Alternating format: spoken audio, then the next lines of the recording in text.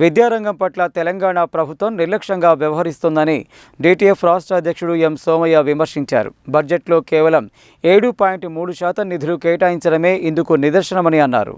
బడ్జెట్లో విద్యారంగానికి తక్కువ నిధులు కేటాయించడం పట్ల తెలంగాణ విద్యా పరిరక్షణ కమిటీ నల్గొండ జిల్లా శాఖ ఆధ్వర్యంలో శనివారం నల్గొండ పట్టణంలోని పెద్దగడియారం చౌరస్తాలో నిరసన వ్యక్తం చేశారు.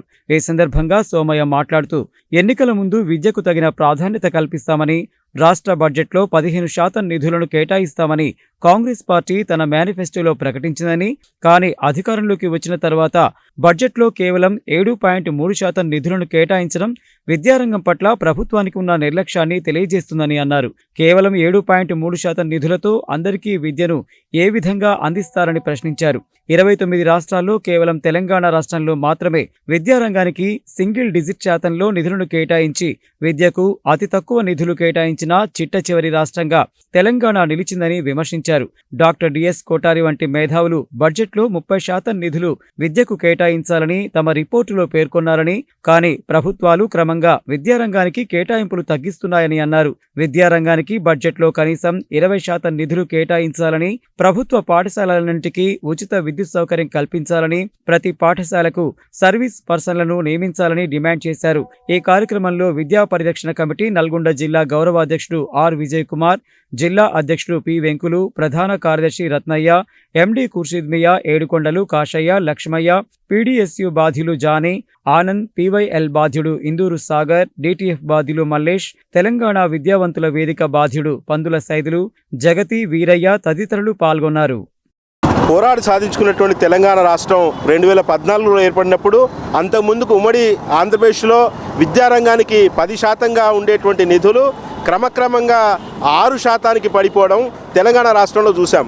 ఇవాళ తెలంగాణ 10 ఏళ్ల పరిపాలనలో విద్యారంగానికి పూర్తిగా నిర్లక్ష్యానికి గురైందని చెప్పేసి భావిస్తున్న తరుణంలో కాంగ్రెస్ పార్టీ ఈ పాదయాత్ర చేసుకుంటూ విద్యారంగంలో అప్పటికే మేధావులుగా పనిచేసేటువంటి విద్యా పరిరక్షణ కమిటీ బాధ్యులతో సంప్రదింపులు చేసి విద్యారంగాన్ని ఉద్ధరించాలంటే కనీసంగా 15% ఇస్తామని చెప్పేసి వాళ్ళ మేనిఫెస్టోలో ప్రకటించుకోవడం జరిగింది. కానీ మేనిఫెస్టోలో ప్రకటించిన 15%కి భిన్నంగా ఇవాళ రాష్ట్ర ప్రభుత్వం ప్రవేశపెట్టిన బడ్జెట్లో కేవలం 7.3% ప్రకటించడం జరిగింది.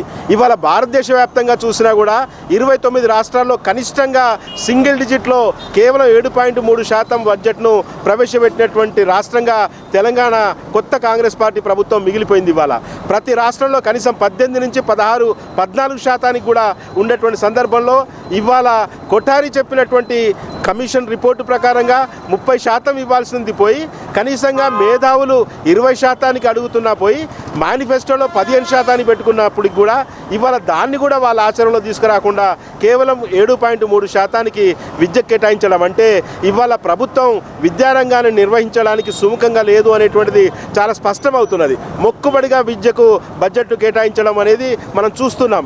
ఇది సరైనటువంటిది కాదు. ఇవాళ ప్రభుత్వం విద్యకు బాధ్యత వహించాలి.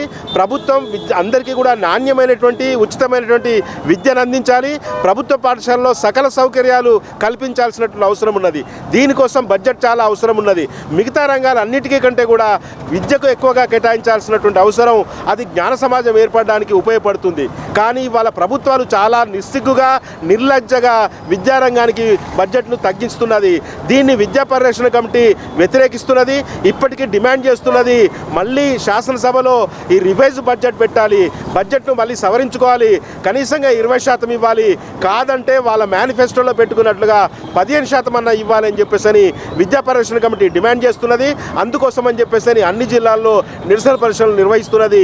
ప్రభుత్వం ఇప్పటికైనా సరే విద్యకు బడ్జెట్ కేటాయించాలి, అధికం చేయాలని చెప్పేసి విద్యా పరిరక్షణ కమిటీ పక్షాన డిమాండ్ చేస్తున్నాం. మేము విద్యా పరిరక్షణ కమిటీ రాష్ట్ర కమిటీ పిలుపు మేరకు ఈరోజు నల్లగొండ జిల్లా కమిటీ పక్షాన ఈ విద్యారంగానికి అతి తక్కువ 7.3% నిధులు రాష్ట్ర ప్రభుత్వం కేటాయించడాన్ని నిరసిస్తూ ఈ నిరసన ప్రదర్శన జరపడం జరుగుతున్నది. ప్రధానంగా విద్యారంగం అనేది సమాజంలో అతి ముఖ్యమైన అంశం. ఒక నాలెడ్జబుల్ సొసైటీ ఉన్నప్పుడు మాత్రమే ఆ సమాజము అన్ని సమస్యలను పరిష్కరించుకోవడానికి అవకాశం ఉంటుంది. అదే కాకుండా నేడు తెలంగాణలో ఉన్న విద్యా వ్యవస్థ పూర్తిగా ప్రైవేట్ పరం చేయడానికే ఒక మెట్టుగా ఇది కనబడుతున్నది. రోజు రోజుకు విద్యా వ్యవస్థకు నిధులు పెంచడానికి పోయి తగ్గించడం చూస్తుంటే ప్రధానంగా ప్రభుత్వము ఈ విద్యారంగాన్ని పూర్తిగా వదులుకునే పరిస్థితి కనబడుతుంది. అందులో భాగంగా పేద ప్రజలు బీద బిక్కీలు ఆ పిల్లలను చదివించడానికి అనేక కష్ట నష్టాలు పడుతూ అప్పులు చేసి చదివించే పరిస్థితి కనబడుతుంది. కాబట్టి ప్రభుత్వమే అందరికీ ఉచితమైన నాణ్యమైన విద్య అందించాలి. బడ్జెట్ను అన్ని డిపార్ట్మెంట్ కంటే విద్యా వ్యవస్థకు ఎక్కువ నిధులు కేటాయించాలి.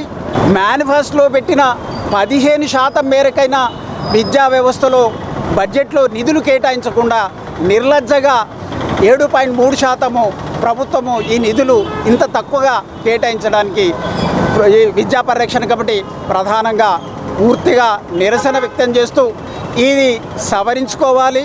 కనీసము 30% నిధులు కేటాయించాలని మేము డిమాండ్ చేస్తా ఉన్నాం. తెలంగాణ రాష్ట్ర బడ్జెట్ను సవరించాలని, విద్యారంగానికి కనీసం 15% నిధులు కేటాయించాలని ఇవాళ తెలంగాణ రాష్ట్ర వ్యాప్తంగా విద్యా పరిరక్షణ కమిటీ ఆధ్వర్యంలో నిరసన కార్యక్రమాలు నిర్వహిస్తూ ఉన్నాం. ప్రధానంగా విద్యాభిమానులు విద్యావేత్తలందరూ కూడా ఆలోచించాలి. తెలంగాణ ప్రభుత్వాన్ని ప్రశ్నించాల్సిన అవసరం ఉన్నది. ప్రధానంగా ఇప్పటికే కేంద్రంలో బీజేపీ ప్రభుత్వం, రాష్ట్రంలో కాంగ్రెస్ ప్రభుత్వం మొత్తం కూడా విద్యారంగాన్ని నిర్వీర్యపరచడానికి ఇది ఒక కుట్ర తప్ప మరొకటి కాదు. పేద బడుగు బలైన వర్గాల విద్యార్థులకు ఉన్నత విద్యను, నాణ్యమైనటువంటి విద్యను అందించకుండా విద్యారంగం నుంచి వైదొలిగేటువంటి ప్రయత్నం కొనసాగిస్తూ ఉన్నది. ఈ ప్రయత్నాన్ని విరమించుకోవాలని చెప్పి సందర్భంగా మేము డిమాండ్ చేస్తూ ఉన్నాం. ఇప్పటికే రేవంత్ రెడ్డి ప్రభుత్వం గాల్లో మేడలు కడతా ఉన్నాడు.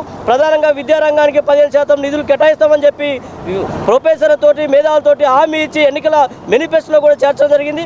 ఆ ప్రకారం తక్షణమే విద్యారంగంలో బడ్జెట్ను పెంచాల్సిన అవసరం బాధ్యత కాంగ్రెస్ ప్రభుత్వం మీద ఉందని చెప్పి సందర్భంగా మేము డిమాండ్ చేస్తూ ఉన్నాం.